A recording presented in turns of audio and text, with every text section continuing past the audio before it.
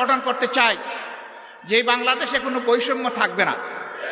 আপনারা সবাই রাজি আছেন, কিন্তু আমাদের স্টেজের লোকেরা রাজি না। কারণ আপনারা নিচে বসে আছেন সাধারণ চেয়ারে, ওনারা দামি চেয়ারে এখানে বসে আছে। তার মাঝে আবার তিনটা দেখেন ডিস্টিংগুইশড, ওইটার হাইট আরো বেশি। আইসা দেখি যে এই তিনটাতে আবার বিছানো আছে, কি বলে জানি, টাওয়াল দেওয়া আছে। তো আমি বৈষম্য বেশি দূর করতে পারি নাই, প্রথমে আমার টাওয়ালটা ফেলে দিছি। আগামীতে এই ধরনের কোনো আয়োজন হলে সকল চেয়ার সমান থাকবে ইনশাআল্লাহ। যে চেয়ার নিচে থাকবে, দেখার স্বার্থে যদি একটা স্টেজ লাগে তাইলে সেই চেয়ারটাই উপরে থাকবে ইনশাআল্লাহ। আপনারা সবাই রাজি আছেন? আপনারা তো রাজি থাকবেন, ওনারা রাজি কিনা? ওনারাও রাজি আছে, আলহামদুলিল্লাহ। তাইলে আমরা উভয় পক্ষ রাজি যে আমরা সকল ক্ষেত্রে বৈষম্যহীন চলবো ইনশাআল্লাহ। তবে এটা ঠিক যে যার যার রুচি মতো চলবো। যেমন আমার গায়ে একটা সদরিয়া বা একটা কোটি আছে, তাই বলে সবাইকে কোটি পরতে হবে না। ব্লেজার যার পছন্দ তিনি ব্লেজার পরবেন, শীতের দিনে সোয়েটার, গ্লাভ, চাদর যার পছন্দ তিনি তাই পরবেন। কিন্তু সামাজিক ক্ষেত্রে আমরা ইনশাআল্লাহ সমান থাকবো আল্লাহ চাইলে। দেখেন বৈষম্যের শিকার হয়ে ভাইগুলা পড়তে বসছিল এই মাত্র। তা আমরা আল্লাহর দরবারে বৈষম্য থেকে পানা চাই। এখন এই বৈষম্যহীন দেশটা গড়বে কে? প্রধানমন্ত্রী হলেই আমার বাড়ি যে জায়গায় বন্যার স্রোত, উন্নয়নের স্রোত চলে যাবে সে জায়গায় সারা বাংলাদেশের সম্পদ টেনে টুনে এনে ওখানে ঢুকাই দেওয়া হবে। তাইলে বৈষম্যহীন সমাজ হবে কেমনে? যুক্তি হলো যে সাবেক আমলে আমার এলাকা ছিল বঞ্চিত, এখন অতীতের কাজা কাফারা সব আমার আদায় করতে হবে।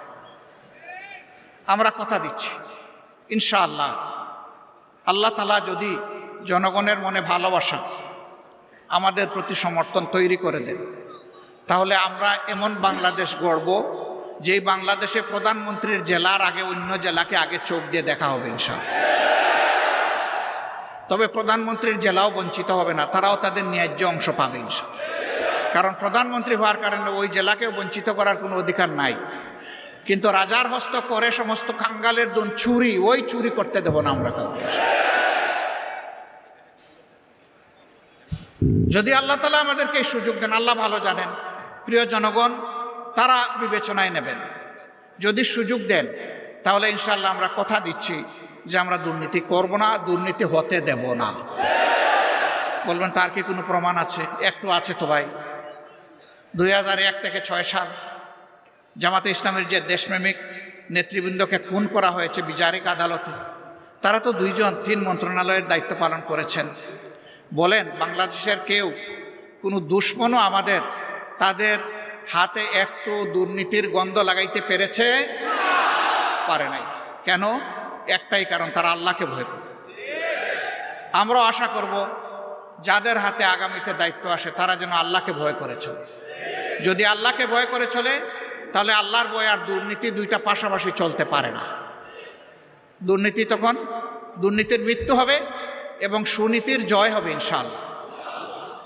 আমাদের শিক্ষা ব্যবস্থাকে একটা কুড়া শিক্ষা ব্যবস্থা বানানো হয়েছে। মাস্টার্স, তারপরে গ্র্যাজুয়েশন, ওইদিকে কামিল, আলেম, ফাজেল, এই সমস্ত ডিগ্রি নিয়ে লোকেরা দুয়ারে দুয়ারে ঘুরে একটা ন্যায্য চাকরি পাওয়ার আশায়। 2টা কারণে পায় না। একটা কারণ হলো মামু এবং খালার ঠেলায় আর বাসে না। আরেকটা কারণ হলো সে যে সার্টিফিকেটটা নিয়ে এসেছে এইটা তার সার্টিফিকেটের সাথে তার কোয়ালিটি প্রমাণ হয় না। কেন হয় না? 2টি কারণে হয় না। প্রথম শিক্ষা ব্যবস্থা হচ্ছে নৈতিকতাবিহীন শিক্ষা ব্যবস্থা, বুকবাদী শিক্ষা ব্যবস্থা। এই বুকবাদী শিক্ষা ব্যবস্থা তাকে শিখিয়েছে বড় পণ্ডিত হয়ে সূক্ষ্মভাবে কিভাবে রাষ্ট্রের ধন চুরি করতে হবে। 2 নম্বর কারণ হলো চুরিটাও তো ভালো করে শিখবে, বুতা কাশি নিয়ে বের হয়ে গেছে, মানে ওখান থেকে জাগতিক শিক্ষাটাও ভালো নিতে পারে না।